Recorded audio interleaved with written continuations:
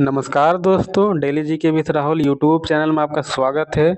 उम्मीद करता हूँ कि आप सभी अच्छे होंगे और आप लोगों की पढ़ाई भी अच्छे से चल रही होगी। जैसा कि मैंने आपसे कल वादा किया था कि मैं आप लोगों को रेलवे स्पीडी बुक से डे टू डे एक एक टॉपिक थ्योरी के माध्यम से कवर कराऊंगा। साथ ही उसके अगले दिन उस थ्योरी बेस्ड पर या थ्योरी से आधारित इम्पोर्टेंट एमसीक्यूज टेस्ट के माध्यम से प्रोवाइड कराऊंगा। तो मैंने आज आप लोगों के लिए जो कल मैंने आपको पढ़ाया था थ्योरी, उसी से रिलेटेड इम्पोर्टेंट एमसीक्यूज टेस्ट के माध्यम से लाया हूँ। तो आप लोग इस टेस्ट को फुल अटेम्प्ट करें। और हाँ, आप लोगों को लास्ट में कमेंट करके ये भी बताना है कि आप लोगों ने कितने प्रश्नों का उत्तर सही से दिया। और हाँ, अगर आपने चैनल को अभी तक सब्सक्राइब नहीं किया है तो चैनल को प्लीज़ सब्सक्राइब कर लें और बेल आइकन को भी प्रेस कर दें, ताकि इस तरह की वीडियोस की नोटिफिकेशन आपको सबसे पहले मिलती रहे। तो चलिए वीडियो को स्टार्ट करते हैं और टेस्ट को स्टार्ट करते हैं।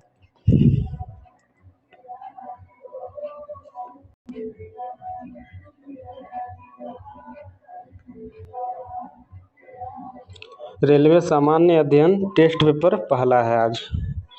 तो चलिए, पहला प्रश्न है, सर्वप्रथम भारत को इंडिया कहकर किसने संबोधित किया था? तो इसका आंसर है ऑप्शन सी, यूनानियों ने। दूसरा प्रश्न है, भारतीय उपमहाद्वीप में कौन सम्मिलित नहीं है? तो इसका आंसर है ऑप्शन डी, श्रीलंका।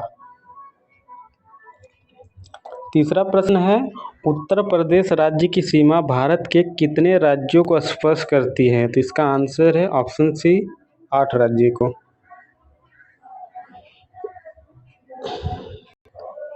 अगला प्रश्न है,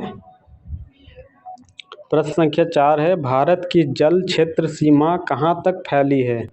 तो इसका आंसर है ऑप्शन बी, 12 समुद्री मील।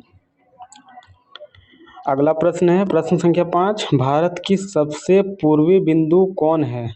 तो इसका आंसर है ऑप्शन बी, कीबीथू, जो अरुणाचल प्रदेश में है।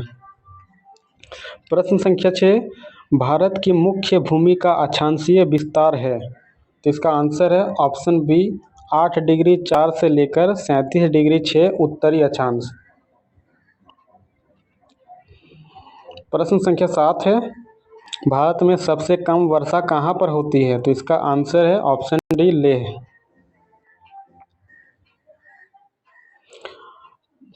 प्रश्न संख्या 8 है, भारत की देशांतरीय स्थिति क्या है? तो इसका आंसर है 68 डिग्री 7 से 97 डिग्री 25 पूर्वी देशांतर। प्रश्न संख्या 9 है, भारत का संलग्न क्षेत्र सीमा कहाँ तक फैली है?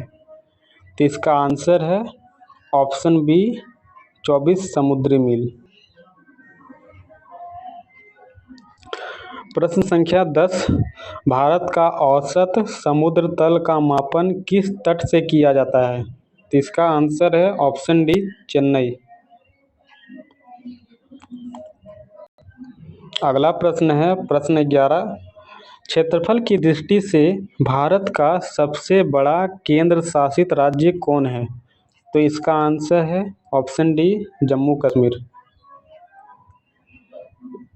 Option D, Jammu Kashmir. प्रश्न संख्या 12, भारत का अनयन आर्थिक क्षेत्र कहाँ तक है? तो इसका आंसर है ऑप्शन सी, 200 समुद्री मील। प्रश्न संख्या 13 है, भारत की सबसे पश्चिमी बिंदु कौन है? तो इसका आंसर है ऑप्शन डी, गुहार मोती, जो गुजरात के कच्छ में है। प्रश्न संख्या 14 है, भारत के कितने राज्य अंतर्राष्ट्रीय स्थलीय सीमा को स्पर्श करती हैं? तो इसका आंसर है ऑप्शन सी, 16। अगला प्रश्न है, भारत का कुल क्षेत्रफल कितना है? तो इसका आंसर है ऑप्शन बी, 32,87,263 वर्ग किलोमीटर। अगला प्रश्न है प्रश्न संख्या 16, क्षेत्रफल की दृष्टिकोण से सबसे छोटा केंद्र शासित राज्य कौन है? तो इसका आंसर है लक्षद्वीप। अगला प्रश्न है प्रश्न संख्या 17, रत्नाकर किस महासागर का उपनाम है? तो इसका आंसर है हिंद महासागर।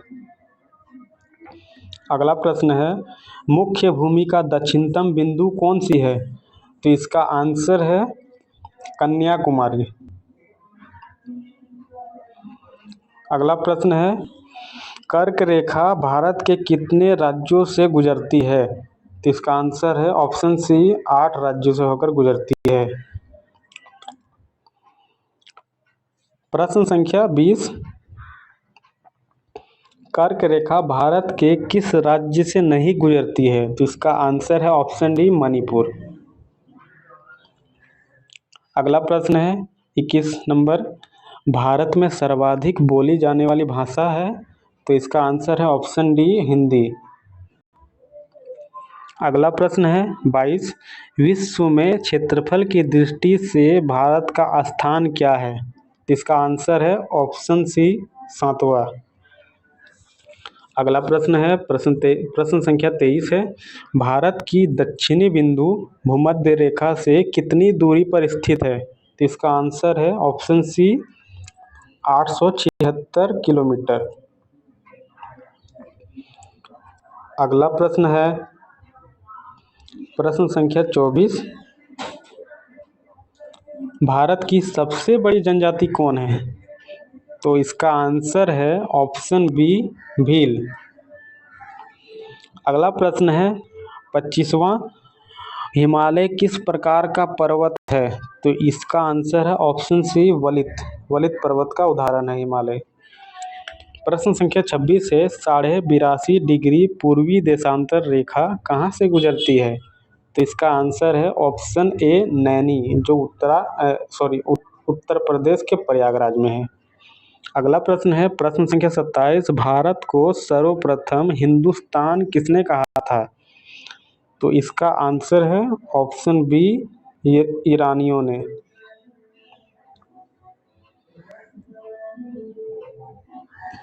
अगला प्रश्न है प्रश्न संख्या 28, 82.5 डिग्री पूर्वी देशांतर रेखा, जिसे भारत का मानक समय रेखा भी कहा जाता है, यह कुल कितने राज्यों से होकर गुजरती है? तो इसका आंसर है ऑप्शन बी 5 राज्यों से। वो 5 राज्य हैं आंध्र प्रदेश, उत्तर प्रदेश, मध्य प्रदेश, छत्तीसगढ़ एवं उड़ीसा। अगला प्रश्न है 29, एक समुद्री मील बराबर होता है? तो इसका आंसर है ऑप्शन सी 1.852 किलोमीटर।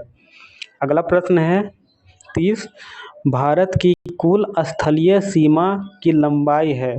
तो इसका आंसर है ऑप्शन बी 15,200 किलोमीटर। अगला प्रश्न है 31वां, भारत का सर्वाधिक वनाच्छादित राज्य कौन है? तो इसका आंसर है ऑप्शन सी मध्य प्रदेश। अगला प्रश्न है 32वां, इंदिरा पॉइंट को अन्य किस नाम से जाना जाता है? तो इसका आंसर है ऑप्शन सी